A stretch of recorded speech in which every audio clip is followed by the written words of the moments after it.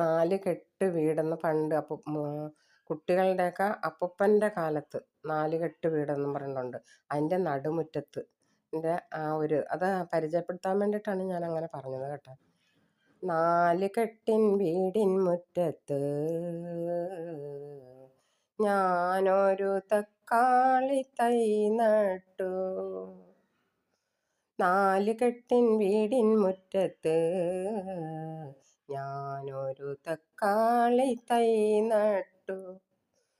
വെള്ളമൊഴിച്ചു വളമിട്ടു, പിന്നെ തക്കാളി തൈയൊന്നു പുഷ്ടിച്ചു. എന്തൊരു ഭംഗി നിന്നെ കാണാൻ, എന്തൊരു ചന്തം നിന്നെ കാണാൻ. 4 കെട്ടിൻ വീടിൻ മുറ്റത്ത് ഞാനൊരു തക്കാളി തൈ നട്ടു.